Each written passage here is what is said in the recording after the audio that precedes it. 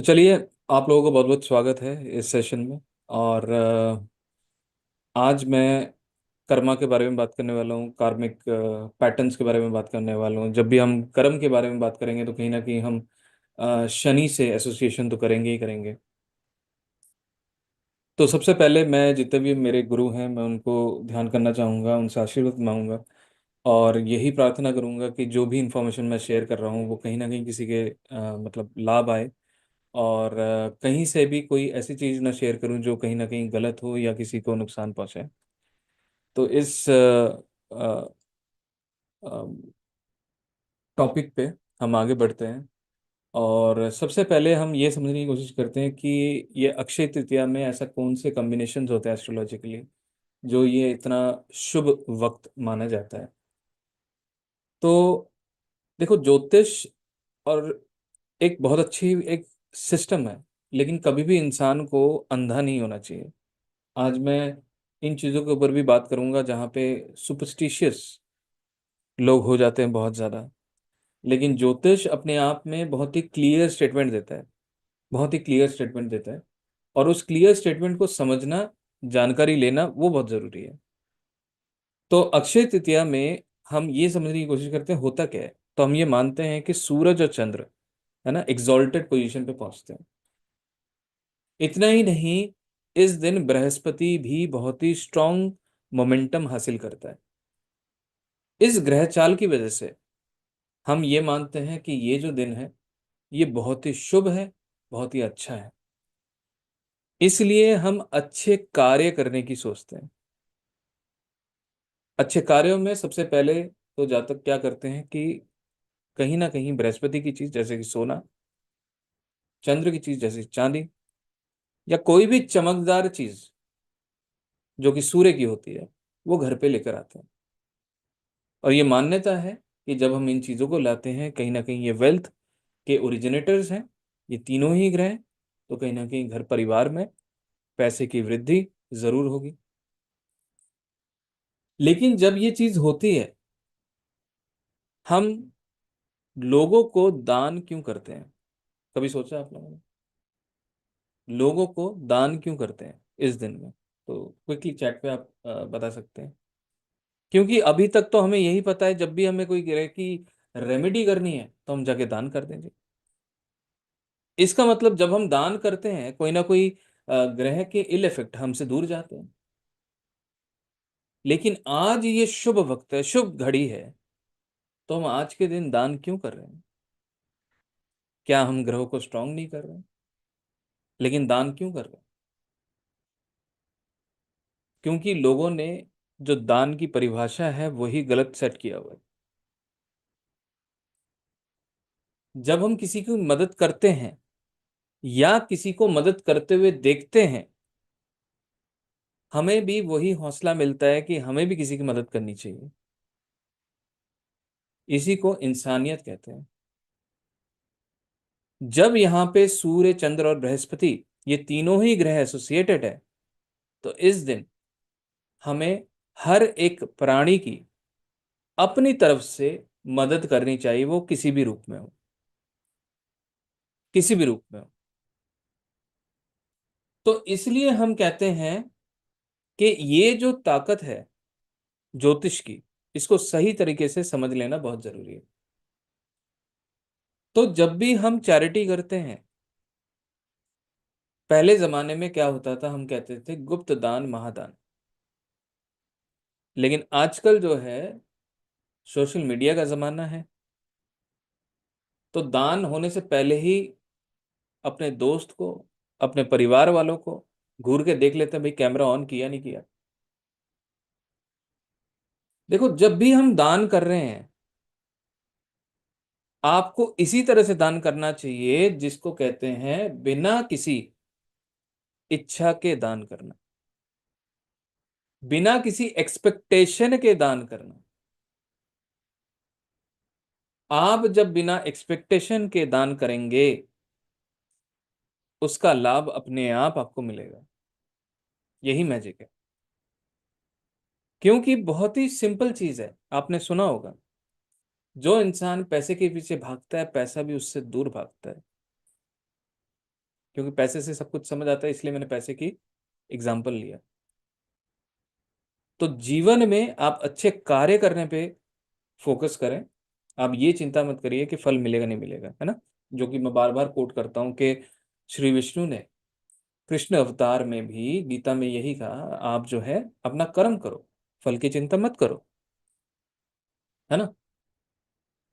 तो जब हम कर्म पे आ गए, तो कहीं ना कहीं इस कर्म के पैटर्न को समझने की कोशिश करते हैं। हम कहते हैं कि कर्मा बहुत बलवान होता है। कौन कौन, किस किस को ऐसा लगता है कि कर्म जो है बहुत बलवान होता है? किस किस को ऐसा लगता है? क्योंकि हर इंसान को पता है कहीं ना कहीं कर्म की ही मार या कर्म का ही भोग वो झेल रहा है। जीवन में जो भी चीज आपके साथ घटित हो रही है, तो कहीं ना कहीं कोई ना कोई कर्म तो एसोसिएटेड है ही। इस वजह से जातक को जीवन में अच्छा या बुरा दोनों फल मिलता है। कई बार हम किसी को देखते हैं, बोलते हैं कि भाई इसने तो दुनिया में इतने बुरे कर्म करे हैं, लेकिन फिर भी जिंदगी बड़े ही आराम से गुजर रहा है, बड़े ही आराम से गुजार रहा है। लेकिन आपको ये ध्यान देना बहुत जरूरी है, अगर आपने कोई भी एक बीज बोया है, उसका फल भी आप लेके ही जाओगे। और इस चीज की गारंटी है, चाहे वो ये जन्म हो, चाहे वो अगला जन्म हो। अगर आपने नहीं भोगा, तो आपके परिवार के आने वाली पीढ़ी भोग के जाएगी। कर्म का जो मार है वो कभी भी व्यर्थ नहीं जाता। तो इसलिए अच्छे कर्म को करना बहुत जरूरी है। हम कहते हैं बच्चा जब जन्म लेता है, उस दिन से ही उसका लेख शुरू हो जाता है। मैं जब छोटा था, तो मेरी माता हमेशा यही कहती थी कि जो चित्रगुप्त जी हैं, वो आपके सारे कर्मों को लिख रहे हैं। बचपन में तो बहुत झूठ बोलते थे, है ना। ये चुरा के खा लिया, ये काम कर लिया, कुल उल्टे काम कर लिए। तो कहीं ना कहीं सारी चीजें लिखी जा रही हैं, चाहे वो अनजाने में हो, चाहे वो जानबूझ के हो, फल तो जरूर मिलेगा। चाहे वो सही काम हो या गलत काम हो, दोनों का ही फल तो जरूर मिलेगा। इसका सिंपल चीज आप देखें, रामायण में जब दशरथ जी ने बाण चलाया, उनको नहीं पता था कि वो किसी इंसान को लग जाएगा। उनका वो मंतव्य ही नहीं था। लेकिन जो वो कर्म किया, और उस कर्म का जो श्राप या पीड़ा उनको मिली, पूरा जग जानता है उसके बारे में। जानते नहीं जानते? यस नो में आंसर कीजिए। तो कभी भी आप ये सोच के संतुष्ट ना हो कि जो मैंने कर्म किया है वो अनजाने में किया है, कुछ नहीं होगा। कितने लोगों को ऐसा लगता है कि भाई अनजाने में कर लिया, कोई बात नहीं, कुछ नहीं होगा, डोंट वरी। इसलिए जब ऐसे मोमेंट आते हैं, जैसे कि अक्षय तृतीया है, आपको जरूर और जरूर ऐसे समय का प्रयोग करते हुए प्रायश्चित कर लेना चाहिए। किसी इंसान को दुख नहीं पहुंचाना चाहिए। अगर कुछ भी समझ नहीं आता, तो जो मन करे उसी तरह से ही लोगों की सेवा भावना या सेवा करते रहें। क्योंकि जब कर्म का दोबारा लेखा चेक किया जाएगा कि भाई आपने क्या किया जो आपको फल देना है, तो उस टाइम पे ये सारी चीजें बड़े लेवल पे इम्पैक्ट करती हैं, और हम समझ नहीं पाते कि क्या हुआ, ऐसा क्या किया मैंने। क्योंकि हम चीजें करके भूल जाते हैं, और उसकी इंटेंसिटी हमें समझ नहीं आती कि हमने क्या किया। इतना ही नहीं, आपके माता पिता के द्वारा, जो भी कर्म किए गए हैं उसका भी फल आप ही को झेलना है। अगर आप नहीं झेलेंगे तो कहीं ना कहीं आगे कैरी फॉरवर्ड होगा। तो इसका सबसे अच्छा तरीका ही है कर्म को समझना और उस कर्म के हिसाब से प्रायश्चित्त कर लेना। तो इसमें कौन कौन से ग्रह जुड़े हुए हैं? तो सबसे पहले सूर्य जुड़ा हुआ है। ऐसा क्यों है? ऐसा इसलिए है क्योंकि वैदिक ज्योतिष में सूर्य को आत्मा से जोड़ा गया है। और हमारे शास्त्रों के हिसाब से आत्मा कभी भी नहीं मरती। और आत्मा के पास ही वही रिकॉर्ड है कि पिछले जन्म में आपने क्या किया था और इस जन्म में आप क्या कर रहे हो और आने वाले जन्म में आप क्या लेके जाओगे। ये सारी चीजें आत्मा के पास है क्योंकि आत्मा तो कभी नहीं मरती। इसलिए जैसे कई सारी विधाएं हैं जो पास्ट लाइफ देखते हैं, पास्ट लाइफ रिग्रेशंस करते हैं, उन सब विधि में आत्मा का ही इन्फ्लुएंस है। उन सभी विधियों में सूर्य की ही मदद ली जाती है, आत्मा की ही मदद ली जाती है, जिसे हम आत्म चिंतन करते हैं। तो सूर्य बहुत इंपॉर्टेंट है क्योंकि वो आत्मा का ग्रह है। और काल पुरुष की कुंडली में अगर देखें तो सूर्य ने पंचम भाव लिया है। जो पंचम भाव है वो आपकी उत्पत्ति का भाव है, जन्म का भाव है। और कहीं ना कहीं ये जो पंचम भाव है ये कहा जाता है पूर्व पुण्य का है, लेकिन मैं मानता हूं ये पूर्व जन्म के कर्मों का है। कई बार आपने देखा होगा कई बच्चे पैदा होते हैं लेकिन कुछ ही क्षण में उनका मृत्यु हो जाता है। ऐसा क्यों होता है? सब पहले से ही निश्चित होता है, कर्मों का फल। किस किसने ये सुना है भाई जहर को जहर काटता है? जल्दी से बताइए, मी करके लिख दीजिए। किस किसने ये सुना है कि जहर को जहर काटता है?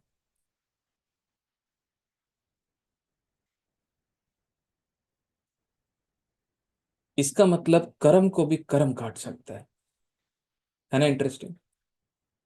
कभी सोचा है ऐसा? हर ज्योतिषाचार्य ये कहेंगे कि हर चीज निश्चित है, हर चीज निश्चित है, लेकिन ऐसा नहीं है। जब श्री विष्णु ने कहा कि आप कर्म करो, फल की चिंता नहीं करो क्योंकि वो बैठे हैं, वो देख रहे हैं। उस दिन मैं एक छोटा सा रील देख रहा था जहां पे श्री कृष्ण को आ, वो पांडवों के वहां पे कुटरी में बैठे थे। तो वहां पे द्रौपदी ने उनको कुछ भोजन करने के लिए दिया। तो उन्हें भोजन किया तो उसे उन्हें उबासी आ गई। तो युधिष्ठिर जी ने कहा कि माधव आप आराम क्यों नहीं कर लेते हैं? उन्होंने कहा यही मुश्किल है कि मैं आराम नहीं कर सकता, आंखें बंद नहीं कर सकता। तो इसका मतलब यह है कि जो भी आप कर्म कर रहे हैं श्री विष्णु उन चीजों को, हर चीज को देख रहे हैं। तो इसलिए जैसे कि जहर को जहर काटता है वैसे ही कर्म को कर्म काटता है। इसलिए हम कहते हैं कि भाई अच्छे कर्म करो, पता नहीं कौन सा कर्म हमें कब मदद दे। आपने देखा होगा कि जिंदगी में कभी आपने किसी की मदद करी और सडन किसी सिचुएशन में पहुंच गए और वही इंसान सडन सामने से भागता हुआ आ रहा है, अरे सर आप। तो ऐसे वाक्य जीवन में होते हैं, ये सत्य वाक्य हैं। हम कहते हैं ये भगवान के रूप में ये सामने आ गया। भगवान ने ही भेजा और आपके कर्म के वजह से उन्होंने भेजा। तो इसलिए कर्म बड़ा बलवान। जन्म किस घर में हुआ है उससे भी बड़ा कर्म है। आपने देखा होगा कई लोग जो हैं छोटे से घर में जन्म लेते हैं, छोटे से परिवार में जन्म लेते हैं, लेकिन अपने कर्मों से, अपने मेहनत से जिंदगी में कितने आगे बढ़ जाते हैं। इतने आगे बढ़ जाते हैं कि आज की डेट में हमारे साथ ऐसे भी एग्जाम्पल्स हैं जो कि हमारे प्राइम मिनिस्टर साहब को ही देख लो आप। जीवन में ये जरूरी नहीं है कि आपने किस घर में जन्म लिया, किस स्थिति में जन्म लिया। जीवन में ये जरूरी है कि आपने क्या कर्म किया। और कर्म को हम कहीं ना कहीं डिसीजन से तोलते हैं। एक अच्छे कर्म करने के लिए किस चीज की जानकारी होनी जरूरी है, क्या लगता है आपको? अगर एक अच्छे कर्म करने के लिए मेरे हिसाब से ज्ञान की जानकारी होनी जरूरी है, नॉलेज की जानकारी होनी जरूरी है। नॉलेज इज अ कारक of Jupiter. Knowledge is associated with Jupiter. सही ज्ञान बृहस्पति है। कूटनीति किसकी है? राहु की। कूटनीति राहु की है, सही ज्ञान बृहस्पति का है। आपके दिमाग में जितनी भी हलचल चल रही है वो सारा ही राहु चला रहा है। आपके दिमाग में भ्रम पैदा करने की ताकत भी राहु के पास है। लेकिन अगर सही ज्ञान हो, इंसान कभी भ्रमित नहीं होगा। आपने ये सुना होगा कि बचपन में यही बोला जाता, बेटा अगर आप सही पढ़ लोगे, सही ज्ञान अर्जित कर लोगे, तो आपको कोई बेवकूफ नहीं बना पाएगा। ऐसा क्यों है? ये वही चीज है कि आपको कोई भ्रमित नहीं कर पाएगा अगर बृहस्पति का साथ आपके साथ है। कहीं ना कहीं बृहस्पति का जो आशीर्वाद है, चाहे वो पिता हो, चाहे वो गुरु हो, चाहे वो ईश्वर हो, बहुत जरूरी है। जहां मौका मिले वहां ले लें। आजकल लोगों के साथ प्रॉब्लम क्या है? आजकल लोगों के साथ प्रॉब्लम ये है कि कोई बड़ा मिल जाए तो ऐसे ही नमस्ते होते हैं, पैर छूते हुए। शर्म आती है, कोई देख ना ले उनको। और हमारे भारतीय संस्कृति में बड़ों के सामने झुकने में कोई भी छोटा नहीं होता, यह सबसे पहले सिखाया जाता है। बचपन से ही बोला जाता है, बेटा अगर गलती भी होगी कोई बात नहीं, बड़ों के सामने झुकने से कभी छोटे नहीं होगे। आपने खुद अपने बच्चों को बोला होगा, आपने खुद सुना होगा अपने माता पिता से। सुना या नहीं सुना? यस नो में आंसर करो। क्यों बोला गया ऐसा? क्योंकि बृहस्पति को देवताओं की श्रेणी में रखा गया है। बृहस्पति को देवताओं की श्रेणी में रखा गया है। इसलिए हमेशा जब मौका मिले, अपने से बड़े, अपने से जो भी रिस्पेक्टेड है, उनका पैर जरूर छुएं। ये मत सोचिए कि अ, कौन से जनरेशन में आप, है ना?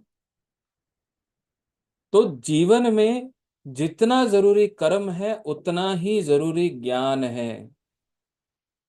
जीवन में जितना जरूरी कर्म है उतना ही जरूरी ज्ञान है। तो सही ज्ञान का लेना बहुत जरूरी है। क्यों मैं कह रहा हूं ऐसा? क्योंकि जब भी आप सोचिए आपको कहीं जाना है और आप कहीं जाने की कोशिश कर रहे हैं लेकिन आपके सामने दीवार है, तो आप वहीं पे कोशिश कर रहे हैं पुश करके जगह निकालने की, लेकिन आपको वो नहीं पता कि वो दरवाजा उस दीवार में नहीं है, वो शायद दूसरी दीवार में है। तो ज्ञान and knowledge is very very important. इसके बाद और क्या चीज इंपॉर्टेंट है? इसके बाद जो इंपॉर्टेंट है, सत्यता रहना। मतलब क्या? अपने मन में, अपने हृदय में सत्य वचन रखना। इंसान जब भी सच का साथ देगा, कभी भी उसके साथ बुरा नहीं होगा। सत्य कभी भी मलिन नहीं है। असत्य हमेशा ही मलिन है और वो कर्म को, आत्मा को बहुत ही बुरी तरह से मलिनता में धकेल देता है। आप हमेशा ध्यान दें, आपको सच के साथ ही रहना है। लेकिन कई जगह यह बोला गया है, किसी के भले के लिए अगर झूठ बोल दिया तो कोई बात नहीं। क्या ये सही है या नहीं है? क्या लगता है आपको? चाहे धृतराष्ट्र ने एक अल्फाज को बदला महाभारत में, फिर भी कहीं ना कहीं उसे एक और जन्म लेना पड़ा। कहने का मतलब यह है, चाहे वो किसी के भले के लिए ही क्यों ना हो। इसका मतलब यह नहीं कि आपने कहीं किसी की कुंडली देखी और आपको लगा भाई ये इंसान की उम्र तो आज से 5 साल बाद कुछ ना कुछ हो जाएगा तो आप सीधा बोलते हो भैया 5 साल बाद आप मर जाओगे। हर चीज को बोलने का और बताने का और समझाने का तरीका होता है। कोई भी मुश्किल शब्दों को प्रयोग करने से पहले 10 बार सोच लें। आपने देखा होगा जब भी आप किसी से बातचीत करते हैं, कई इंसान बड़े ही तरीके से, बड़े ही प्यार से जब कोई बुरी चीज भी बोलता है तो उतना बुरा नहीं लगता। लेकिन कई बार अच्छी चीज भी बुरे वे में अगर बोली जाए, टेढ़े तरीके से अगर बोली जाए, इंसान उसको भी नहीं सह पाता। तो इसलिए किस तरीके से आप बोल रहे हो वो मैटर करता है। तो वापस आते हैं कर्म पे। तो कर्म पे आपको ये जानकारी मिली कि सूर्य सत्य के राह में चलना, बृहस्पति सही ज्ञान के साथ सही राह में चलना, और शनि अपना कर्म करते रहना। अगर कोई इंसान सही तरह से अपने कर्मों का पालन नहीं कर रहा, कहीं ना कहीं वो अपना शनि कमजोर कर रहा है। शनि को अंधेरे से जोड़ा गया है, सूर्य को उजाले से जोड़ा गया है। एक पिता है, एक पुत्र है। दोनों एक दूसरे को नहीं देख पाते, लेकिन दोनों ही इस पूरे ब्रह्मांड में बहुत जरूरी हैं, ज्योतिष में बहुत जरूरी है। शनि को अंधेरा बोला गया है ना, अंधेरा बोला गया है। अगर आप ज्योतिष को देखें, ज्योतिष का मतलब क्या है? हम बहुत ही सिंपल वे में जब ज्योतिष को समझने की कोशिश करते हैं, हम कहते हैं ज्योति और ईश। ज्योति और ईश मतलब एक ज्योति, it is a form of light, and ईश मतलब ईश्वर का दिखाया हुआ लाइट। अगर कोई इंसान किसी ऐसी जगह फंसा हुआ है जहां पे अंधेरा ही अंधेरा हो, वहां पे अगर उसको कोई भी लाइट दिखेगी तो वो यही कहेगा ये एक रास्ता है। ऐसा है या नहीं? यस नो में आंसर कीजिए। जब आप किसी अंधेरे कोठरी में होंगे, अंधेरे गुफा में होंगे, अंधेरे किसी जगह पे होंगे, वहां पे कहीं से भी रोशनी आ रही होगी तो आप ये कहेंगे this is the way to go out of that particular dark. तो इसका मतलब ज्योतिष, इट इज अ पाथ जो आपको सही राह दिखाए, मतलब ईश्वर का दिखाया हुआ रास्ता, ज्योतिष।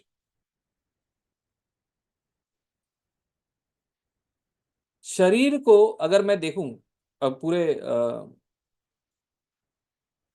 हर घरों को अगर हम कल्पना करके देखें, पहला घर, दूसरा घर, 12 घर हैं हमारे पास। तो 8वां जो घर है वो कहीं ना कहीं डार्क का बोला गया है। सही कह रहा हूँ? ये सुनो, डार्क का बोला गया, ये सुनो, जल्दी से थोड़ा चैट पे बताइए। जो 8वां घर है, is it dark? Is it hidden? Is it underworld? जमीन के तह, जमीन के नीचे, और वहां पे अंधेरा होता है, वहां पे अंधेरा होता है।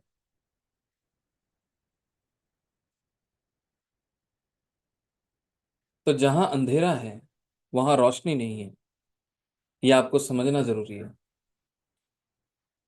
और ज्योतिष एक रोशनी है जो सही राह दिखाती है, वो कभी भी 8वां घर नहीं है। ये मिसकंसेप्शन है लोगों का, जो उनको लगता है कि ज्योतिष जो है 8वां घर है। अगर आप शरीर के अंग भी देखें तो भी 8वां घर ऐसे अंगों को दर्शाता है जहां से आपके शरीर के वेस्ट मटेरियल ही निकलते हैं।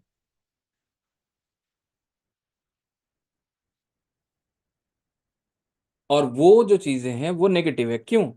क्योंकि भगवान ने आपके शरीर को ऐसे ही बनाया है, जो चीज आप खाएंगे, जो आपके शरीर के लिए जरूरी है, वो चीज अब्जॉर्ब हो जाएगी, बाकी चीज वेस्ट के रूप में निकल जाएगी। तो that is negative. Whichever coming out of your body, that is negative. That is why हम कहते हैं कि हमारे घर में जो टॉयलेट्स हैं, that is negative in the vastu, है ना। तो इसका मतलब क्या है? 8वां घर ज्योतिष का नहीं है, बिकॉज ज्योतिष is a positive knowledge, it is not a negative knowledge. वो लोगों को सही राह दिखाने के लिए है, सही दिशा बताने के लिए है। इसलिए कभी भी वो आठवां घर नहीं है। अब ज्योतिष हमें मिलता कहां से, कौन ज्योतिष को लेके आता है? हम ये कहते हैं ज्योतिष इज अ गुरु शिष्य परंपरा। ज्योतिष इज अ गुरु शिष्य परंपरा। The Guru is ninth house, that mean ज्योतिष is ninth house. Ninth house is also known as spiritual location or spiritual knowledge. तो इसका मतलब नौवां घर ज्योतिष का है और नौवां घर बृहस्पति का है कालपुरुष कुंडली में। पांचवा घर सूर्य का है, नौवां घर बृहस्पति का है, पहला घर मंगल का है। तो ये पूरा त्रिकोण बनता है जिसे हम कहते हैं, पता है क्या कहते हैं? लक्ष्मी स्थान। और जो केंद्र के घर हैं, जो कि 1 4 7 10, उनको हम कहते हैं विष्णु स्थान। तो इसका मतलब ये क्लियर हो गया, जो केंद्र के घर हैं और जो त्रिकोण है वो हमेशा ही पवित्र हैं, क्योंकि ईश्वर का नाम दिया गया है तो कुछ तो पवित्रता होगी। तो जो भी ज्योतिष का विद्या है वो हमेशा पवित्र ही है। पांचवा घर बुद्धिमता भी है, नौवां घर गुरु का ज्ञान है। तो इसलिए 5 और 9 मिलकर ज्योतिष का ज्ञान संपूर्ण है। इसी वजह से कर्म का खेल भी 5 और 9 का ही है। पांचवा घर वो जो आप लेके आए हो, नौवां घर वो जो आप अगले जन्म के लिए जमा कर रहे हो। जो भी आप दान पुण्य करते हो वो नौवां घर है। आप जमा कर रहे हो अच्छे कर्मों को नौवें घर में। और जो पांचवा घर है वो आप कर्म लेके आए हो। कर्म को जब आप भोग रहे हो तो कुछ ना कुछ अगले जन्म के लिए भी तो चाहिए। तो जो भी आप अच्छे कर्म करते हो वो आपके लिए अगले जन्म की तैयारी भी है। और आपके कुल, नौवां घर कुल है, वो आपके कुल की वृद्धि में भी काम करेगा, क्योंकि नौवें घर में जाके डिपॉजिट हो रहा है वो। तो कभी भी ये मत सोचना जो आप अच्छे कर्म कर रहे हो उसका क्या होगा, आप अगर नहीं रहे तो क्या होगा। वो आपको अगले जन्म में भी हेल्प करेगा और आपके कुल, आपके परिवार को भी मदद करेगा। ये है कर्म का खेल। अब हम जो डोनेशन करते हैं वो भी नौवां घर है, लेकिन अगर हम कोई डोनेशन लेते हैं वो आठवां घर है। वो भी तो एक फॉर्म ऑफ कर्मा है ना, आप किसी से कुछ ले रहे हो। जब इंसान हाथ फैलाता है, हम ये मानते हैं, हाथ फैलाना मतलब कहीं ना कहीं उसकी कमजोर स्थिति शुरू हो जाना। इसलिए हम कहते हैं हमेशा अपना हाथ ऐसे रखो, देने वाला रखो। जितने दिन आप देने वाले होगे उतने दिन आपके जीवन में अच्छाइयां ही अच्छाइयां आएंगी। जिस दिन आपने हाथ फैलाना शुरू किया उस दिन से आपका बुरा समय शुरू हो गया। तो कोशिश यही करना है कि आपको देने वाला बनना है, लेने वाला नहीं। अब लेने वाले का मतलब ये है कि फ्री की चीजों के पीछे नहीं भागना, कि ये फ्री मिल गया, ये फ्री हो गया। जितने लोग फ्री से अट्रैक्ट हो रहे हैं वो कहीं ना कहीं अपना बृहस्पति ही खराब कर रहे हैं। तो कर्म कैसे ठीक करें, ये बहुत जरूरी है, क्योंकि शनि हर चीज का आकलन करते हैं, हर चीज का आकलन करते हैं। कैसे? Shani is also known as Kaal. काल का मतलब है समय, और ज्योतिष इज अ काल निर्णय। ज्योतिष इज काल निर्णय। इसका मतलब क्या है? इसका मतलब ये है कि आपका जो समय अच्छा या बुरा या बेहतर जो भी होगा उसका निर्णय करने वाले शनिदेव ही हैं। लेकिन शनिदेव जब भी निर्णय करते हैं, एक बार आपकी जो फाइल बनती है वो फाइल गुरु बृहस्पति से जाके चेक जरूर कराते हैं।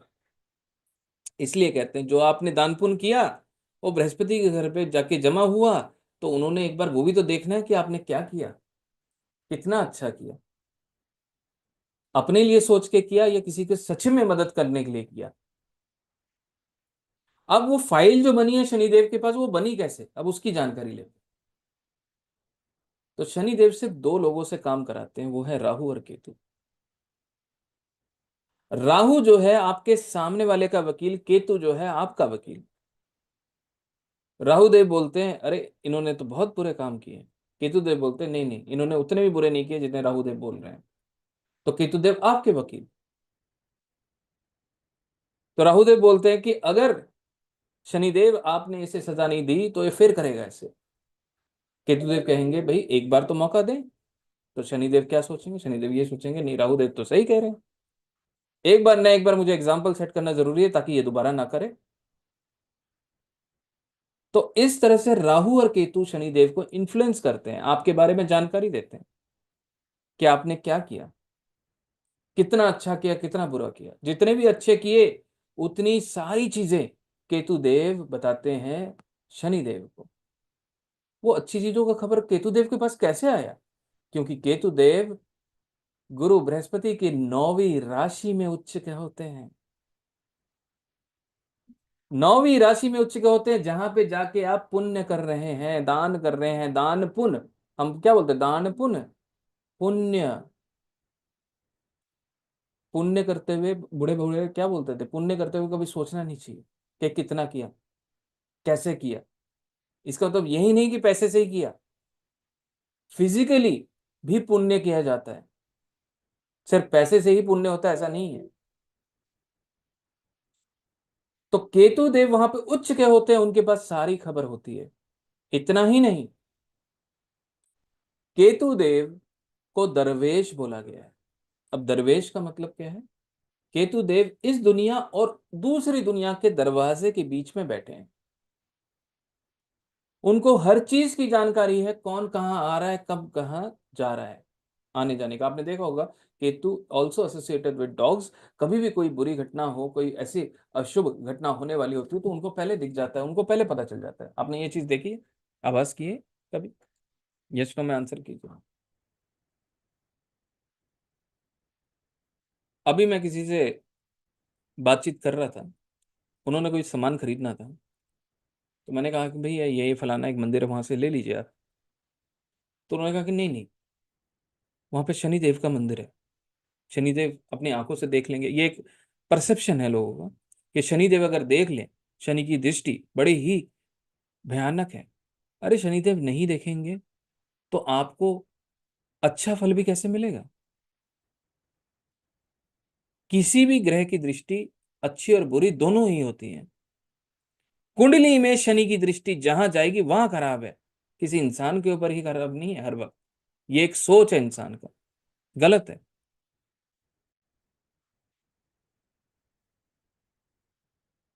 तो आप ये समझें जो शनि देव हैं उनके पास इतनी ताकत है कि आपको वो लाभ भी दे सके, क्योंकि कुंडली में लाभ का घर भी तो उन्हीं के पास है। तब तो आप नहीं कहते भाई लाभ शनिदेव देंगे, आप सिर्फ ये कहते हो भाई शनिदेव तो पीड़ा ही देते हैं। लाभ भी शनिदेव देते हैं, क्योंकि जब केतु देव बताते हैं कि आपने जीवन में कितने अच्छे कर्म करें, उसका लाभ भी आपको मिलता है, क्योंकि कर्म फल देने का क्षमता सिर्फ और सिर्फ शनिदेव में है। शनिदेव की पदवी बहुत ऊंची है राहु केतु के सामने। कभी भी ये ना समझें कि राहु केतु और शनिदेव का लेवल सेम है। शनिदेव के पास उतनी ताकत है कि आपको राजा बना दे। शनि किसी की कुंडली में 11वें घर में बैठ जाए, ऐसे इंसान के पास बहुत पैसा आएगा। शनि किसी की कुंडली में 7वें भाव में बैठ जाए, ऐसे इंसान के पास बहुत पैसा आएगा।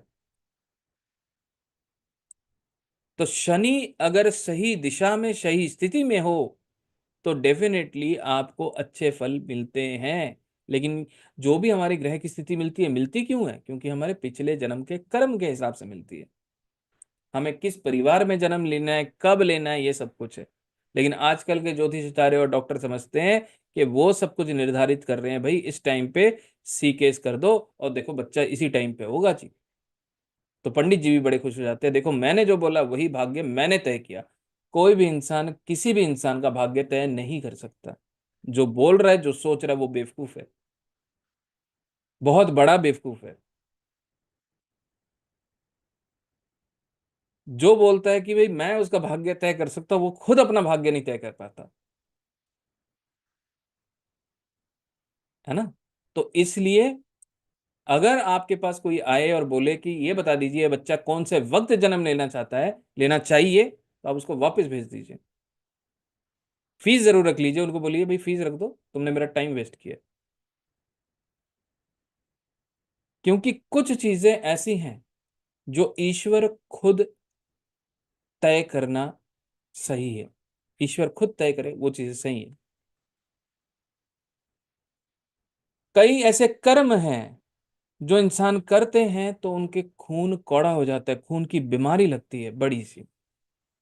वो कौन सी चीजें हैं? वो भी कर्म है। कि अगर कोई बोलता है कि मुझे ये बताइए कि किसी माता के गर्भ में मेल है या फीमेल है,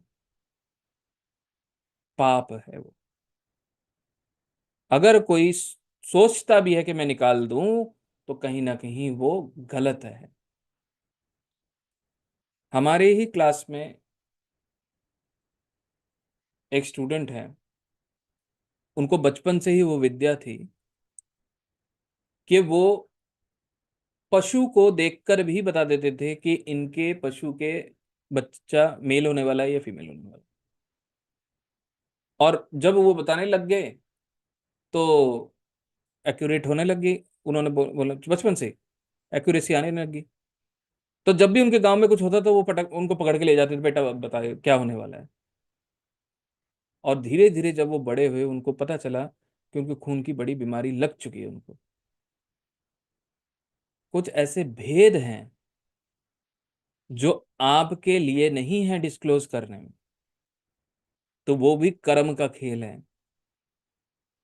तो ये चीजें ध्यान रखने वाली होती हैं, ये चीजें समझने वाली होती हैं कि कर्म को कैसे चलना है, आपको कैसे चलना है जिंदगी में, क्या कर्म करना चाहिए क्या नहीं करना चाहिए। हमें बहुत अट्रैक्शन होता है जी। अगर कोई बोल देना, मैं अभी हमारा चाइल्ड बर्थ का एक सेशन होने वाला है, लेकिन मैंने वहां पे साफ साफ बता दिया हम तो मुझे तो आता ही नहीं है ये सब करना। हाँ मैं ये कर सकता हूँ, ये बता सकता हूँ। अगर कोई जातक बच्चों के लिए कोशिश कर रहा है और नहीं हो रहा है, कौन से वक्त करे, कौन से मेथड को ट्राई करे, क्या उसका काम बनेगा, कौन से ऐसे रेमेडीज हैं, कौन से ऐसे चीजें हैं जो वो अपना ले जिससे शुभ स्थिति शुभ सिचुएशन बन जाए। तो ये सारी चीजें हम बता सकते हैं जो भी किसी के लिए लाभ करने वाला हो, है ना।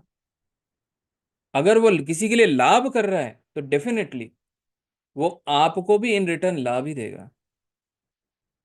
अगर सोचिए आपने कोई डिसीजन किसी को दिया और उसने वो बैकफुट में ले गया कि अरे मेरे साथ तो ऐसे होने वाला है, उसने कोई गलत कार्य कर लिया, तो उसका भी फल तो आपको ही मिलेगा, क्योंकि ये कर्म का ही खेल है। उन्होंने क्या स्टेप लिया और आपने क्या बोला, तो वो सब चीज कर्म में अलाइनमेंट होता है। आपके साथ कोई अगर कंसल्टेशन भी लेने आता है तो वो भी कर्म से कनेक्टेड है, आप भी उससे कर्म से कनेक्टेड हो रहे हो उसके कर्मों से। तो ये सारी चीजों को आकलन कर लेना जरूरी है। तो अब बात होती है कि कैसे हम बेहतर करें, शनिदेव को कैसे हम बेहतर करें। देखिए जब भी हम बात करते हैं शनि को बेहतर करने की तो ऐसी स्थिति में हमें सबसे पहले एक चीज का ध्यान देना है कि मेरा बृहस्पति अच्छा होना चाहिए। बृहस्पति कैसे खराब होता है? बृहस्पति, क्योंकि क्यों बृहस्पति के पास जा रहे हैं मैंने पहले बता दिया, क्योंकि शनिदेव जाएंगे बृहस्पति से एक बार चेक कराने, है ना। और शनिदेव आपके लिए किससे अच्छी अच्छी चीजें लेंगे? जल्दी से चैट पे बताइए कौन से ग्रह से लेंगे? आपके बारे में आपने जो अच्छे कर्म लिए कौन से ग्रह से लेंगे? केतु देव से, बिल्कुल सही। तो इसका मतलब केतु को भी अच्छा करना जरूरी है। अब बात करते हैं पहले केतु देव की, कि केतु खराब कैसे होता है। जो इंसान अपना दुखड़ा किसी के सामने रोएगा उसको केतु बर्बाद। ये क्या है? ये कर्म है। कर्म ही तो समझ रहे हैं, आज आज की क्लास में कर्म भी समझ रहे हैं हम। तो जब इंसान अपना दुखड़ा रोता है जी, उसे पूछ लो भैया काम कैसे चल रहा है, अरे भाई साहब सब मिट्टी पलीत हो रखा है, बड़ा दुखी चल रहे हैं। अपना फूट फूट के अपने दुखों को किसी के सामने बार बार परोस परोस के देना, अपना केतु बर्बाद कर लेना। केतु बर्बाद तो शनि का फल भी मंदा ही होगा। तो इसका मतलब ये गांठ बांध लेनी है कि आपको कभी भी अपने दुखों के बारे में किसी के सामने नहीं रोना, नहीं बोलना। फिर क्या करें जी? सिर्फ और सिर्फ केतु उच्च कहाँ है? कहाँ है उच्च? 9वीं राशि में। 9वां इज अ स्पिरिचुअल प्लेसेस, मतलब ईश्वर के सामने साक्षी होके अपने दुखों के बारे में आलोचना करें। एक सिर्फ ईश्वर ही है वो आपके दुखों को काट सकता है, वो भी चुटकियों में। विश्वास रखने वाली बात है बस। अब बात करते हैं बृहस्पति कैसे खराब होता है। जब भी इंसान अपने कहे हुए बातों या कहे हुए वचनों पे नहीं रहता तो बृहस्पति बर्बाद हो जाता है। आपने कहा जी आज तो मैं आपके लिए ये पकोड़े बनाऊंगा, आ जाना साथ मिलके चाय पियेंगे, और भाई सब फोन कर रहे हैं, आपने फोन स्विच ऑफ कर लिया, आप कहीं और चले गए। तो कहने का मतलब अगर आपने किसी को वचन दिया है, बात बोली है कि आपका ये काम मैं कर दूंगा, तो आपको वो काम करना है। ये नहीं सोचना कि अब मैंने बोल दिया अब तो मुझे भागना है। अगर या तो बोलो मत, बोलो तो पीछे मत हटो। बृहस्पति कभी खराब नहीं होगा, अगर करोगे तो बृहस्पति बर्बाद। तो बृहस्पति का इंपॉर्टेंट बहुत जरूरी है। और कहीं ना कहीं केतु देव भी इंपॉर्टेंट है। इन दोनों को हमने समझ लिया ये कैसे खराब हो सकते हैं, कैसे खराब, कौन से कर्मों से खराब नहीं होना है, वैसी चीजें हम फॉलो करेंगे। अब बात करते हैं शनिदेव को। अब शनिदेव को ठीक करने के लिए सबसे बढ़िया तरीका सूर्य देव को पकड़ लो। अब कोई लोग बोलेंगे आपको भाई सूर्य देव और शनिदेव की तो मित्रता है नहीं, शत्रु हैं। तो मैं आपसे पूछूंगा क्या वो पिता पुत्र है या नहीं? यस या नो पे बताइए। क्या वो पिता पुत्र है? यस या नो? अब चीज एक चीज समझना, बड़े ही ध्यान से समझना, सुनना और समझना। पिता और पुत्र में नहीं बन रही, लेकिन उसी पुत्र के सामने उसके पिता के बारे में बुराई हो तो वो कैसे रिएक्ट करेगा, और उसी पुत्र के सामने उसके पिता के बारे में बहुत अच्छी अच्छी बातें बोली जाए वो कैसे रिएक्ट करेगा। चाहे पिता से कितनी नहीं बनती हो, अगर आप उसके पिता के बारे में उसके सामने बहुत अच्छी अच्छी बातें करोगे उसके मुंह में मुस्कुराहट आ जाएगी, जो सीना है वो चौड़ा हो जाएगा। क्यों? क्योंकि पिता पुत्र में जो कनेक्शन है वो हमेशा रहेगा, चाहे दोनों के बीच में मेल हो ना हो। सही कह रहा हूं या गलत कह रहा हूं बताइए? यस या नो? तो इसी वजह से हम सूर्य देव की जब आराधना करना चालू कर देंगे, डेफिनेटली शनिदेव भी उन चीजों पे ध्यान रखेंगे। सूर्य देव क्या चीज पसंद करते हैं? सत्य। शनि हम क्या बोलते हैं? लाए, झूठ। सूर्य सत्य।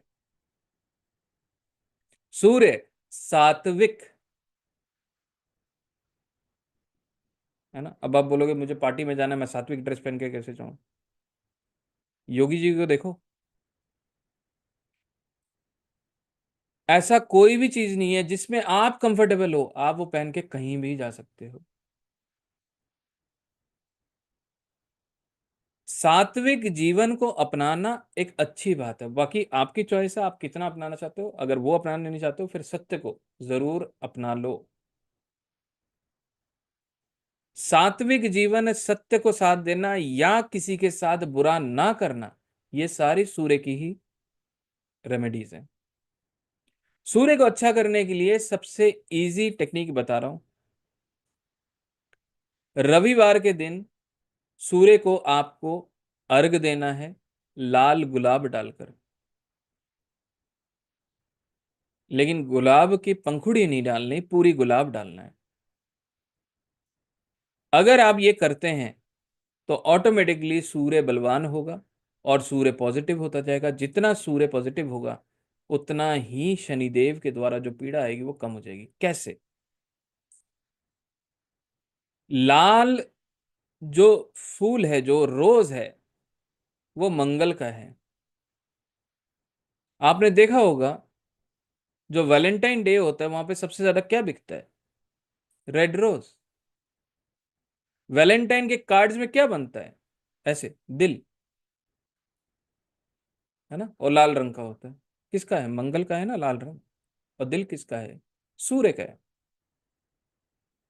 अगर आप गुलाब लेने जाएंगे और बोलेंगे कि भैया गुलाब दे दो, आप लोग वैसे ही इतने हैंडसम हो, तो वो सीधा आपसे 50 रुपए बोल देगा, भाई एक गुलाब का। आप बोलो भाई पूजा के लिए थोड़े गुलाब चाहिए, देसी गुलाब दे दो, अब वही वो 20 रुपए में पता नहीं पूरी पैकेट भर के दे देगा तुम्हें, है ना। तो आपको आस्था के हिसाब से जाके बात करनी है उससे, है ना, कि भाई आपको किस लिए चाहिए ये जरूर बोल दिया कीजिए, तो उसमें जो है सस्ते में चीजें दे देगा और बढ़िया चीज देगा आपको, दूषित चीज भी नहीं देगा। तो कहने का मतलब है मंगल को जब मैं सूर्य के साथ मिला के जल दूंगा तो उसमें बढ़िया हो जाएगा। क्यों? क्योंकि शनि के घर में मंगल उच्च का होता है। शनि के घर में मंगल उच्च, कैप्रिकॉन साइन में मंगल उच्च का होता है नहीं होता? जल्दी से बताओ, यस या नो। देखो मैं ऐसा कुछ भी नहीं बोल रहा हूँ जो आप लोगों को जानकारी नहीं है, मैं बस आप लोगों को एक इंडिकेशन दे रहा हूँ, याद दिला रहा हूँ, देखो ये चीज ऐसी है। उससे आप लोगों के दिमाग में चीजें बैठ जाएंगी, जिससे आप चीजों को आसानी से याद रखोगे और उसको फॉलो भी करोगे और दूसरों को भी सही सलाह दे पाओगे।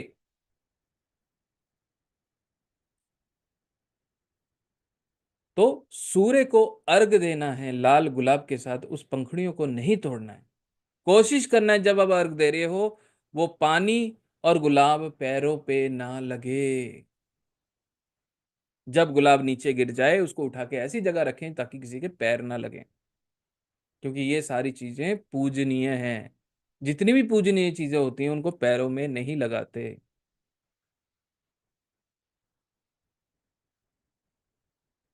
अब पैरों को अशुद्ध क्यों मानते हैं? एक जगह तो हम कह रहे हैं भाई बड़ों के पैर छुओ, वो तो पवित्र है, लेकिन पैरों को हम अशुद्ध क्यों मानते हैं? कि कई शुभ चीजों में पैर नहीं लगाते।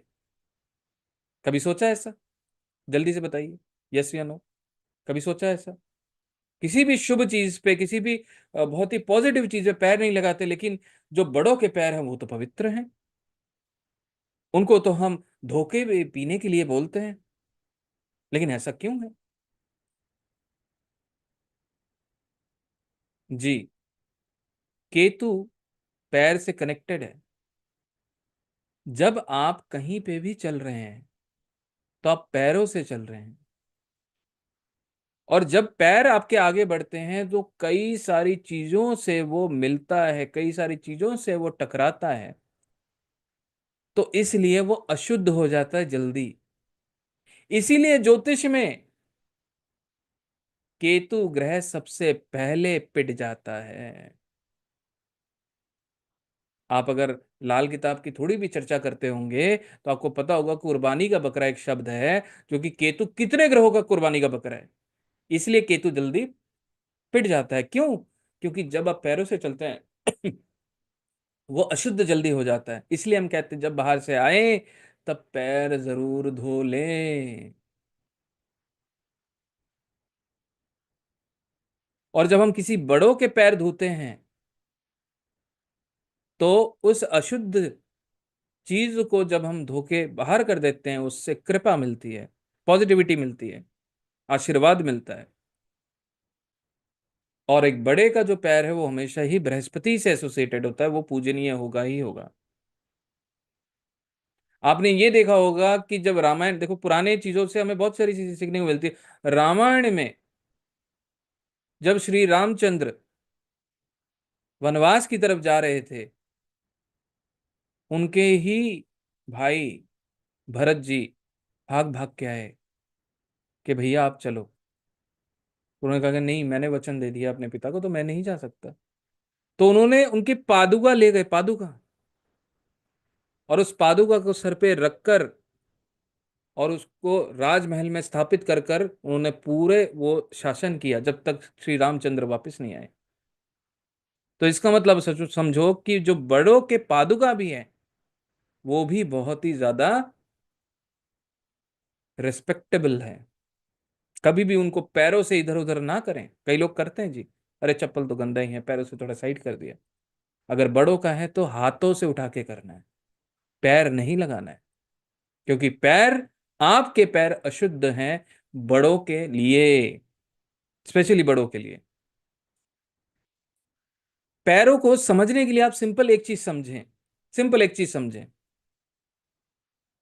कभी भी हम अपने पैर ना ही किसी के छाती में रखते हैं ना ही किसी के सर पे रखते हैं। छाती में हृदय का वास है, हृदय जिसमें ज्योति रूपी ईश्वर का अंश है। और जो सर का हिस्सा है वो बृहस्पति का है।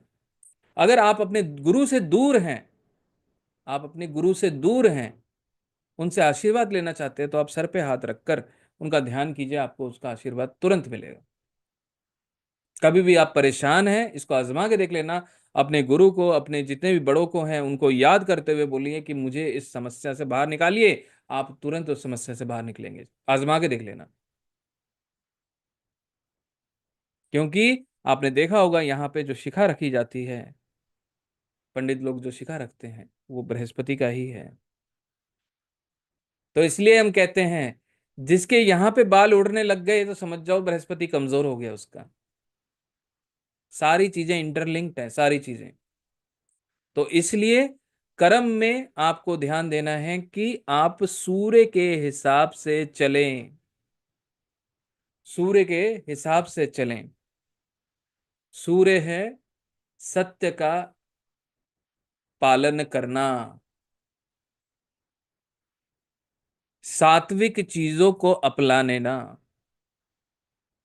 गलत चीजों का मोह ना करना। कई लोग होते हैं, भाई पड़ोस में एक चीज आई है, उन्होंने बड़ा सा टीवी खरीदा, हमें भी लेना है। जो मोह है वो गलत दिशा में इंसान को भटकाता है। किसी चीज का मोह मत करिए, हर चीज मिलेगा, ऊपर वाला देगा आपको। तो बृहस्पति, सूर्य, इन दोनों को आप अच्छा रखें तो ऑटोमेटिकली शनिदेव भी आपको अच्छा फल ही देंगे।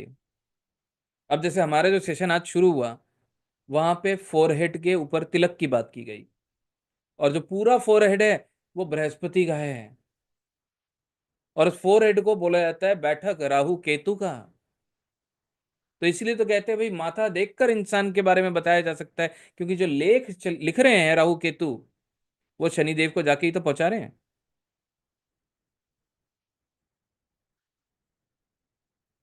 समझ रहे हैं आप?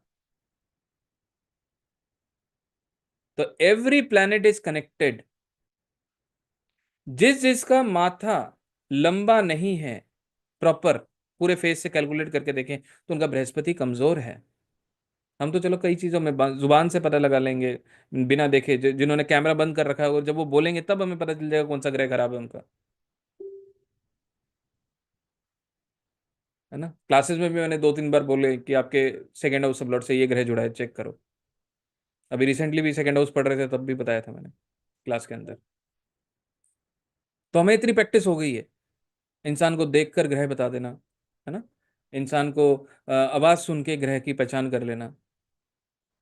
तो कर्म के हिसाब से आपको अच्छा और शुद्धता लाना है। तो इसका मतलब बृहस्पति को अच्छा करना है, सूर्य को अच्छा करना है। तो इसके मैंने आसान तरीके आपको बताए। एक और चीज बता देता हूं। शनि को बृहस्पति के द्वारा भी अच्छा किया जा सकता है। कोई भी बड़े हैं, उनके पैरों में रात के वक्त सरसों के तेल की मालिश करें या किसी भी ऑयल से मालिश करें तो भी आपके शनि पॉजिटिव होने लग जाएंगे। वैदिक में देखो अलग अलग रूल है हर जगह, लेकिन मैं फिर भी बताता हूँ। कई जगह बृहस्पति को पति से भी डिनोट किया जाता है। कई जगह मंगल से, जैसे आज लता जी ने कहा, मंगल से भी पति को डिनोट किया जाता है कई विधाओं में। तो इसका मतलब बड़ा ही क्लियर है। जितनी भी स्त्रियां हैं वो अगर अपने पति के पैर दबाएं तो भी उनको लाभ मिलेगा। ऐसा क्यों है जी? कोई ऐसा नहीं करती स्त्री तो उसे बोला जाता है भाई श्री विष्णु को देखिए, माता लक्ष्मी उनके चरणों के पास उनकी सेवा कर रही है। सुख और समृद्धि उस जातक को जरूर मिलेगा। सुख और समृद्धि उस जातक को जरूर मिलेगा। लेकिन इसका उल्टा करने से क्या होगा? जब पति अपनी पत्नी के पैर दबाए तो ऐसी स्थिति में भी उसको उतना ही लाभ मिलेगा जितना लाभ एक पति को मिल रहा है स्त्री के पैर दबाने से। उससे और भी ग्रह भी ठीक होते हैं, फिर कभी मैं बात करूंगा। किसी ग्रह के इल इफेक्ट के लिए भी हम कराते हैं, उससे बहुत बेटर रिजल्ट होता है। जैसे कि शुक्र एक प्लैनेट है, शुक्र मजबूत करने के लिए भी हम कराते हैं। ठीक। तो ये छोटी छोटी चीजें हैं जो आप लोगों को ध्यान देनी है। तो मैं यहाँ पे अब विराम लेता हूँ, नहीं तो सब लोग पक रहे होंगे, पता नहीं क्या क्या बोल रहे हैं। और सर्वेश जी आ गए हैं और वो हमारे अगले स्पीकर हैं। तो अगर कोई सवाल हो तो आप लोग अपने पास रखिए, आप हैंड रेस कर सकते हो। और सेशन अगर आपको समझ में आया, मैंने जो बताने की कोशिश करी है, आई बिलीव कि आप लोगों को वो लॉन्ग टर्म में फ़ायदा देगा, लॉन्ग टर्म में चीज़ें हेल्प करेगा। जी नीरज जी।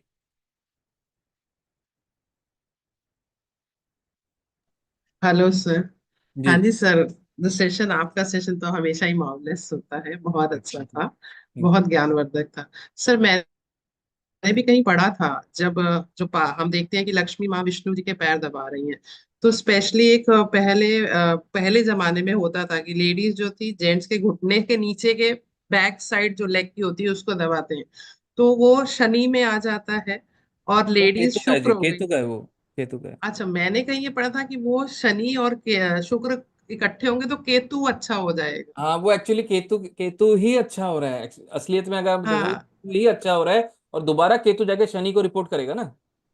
ओके, हाँ, तो कुछ ऐसा ही मैंने पढ़ा था, तो आई वॉज रिकॉलिंग दैट कि हाँ। उसमें भी यही लिखा था कि केतु जब बहुत आप अच्छा हो डिटेल में जाएगा। पढ़ोगे ना तो अब आपको पता चलेगा शुक्र is made of Ketu and Rahu.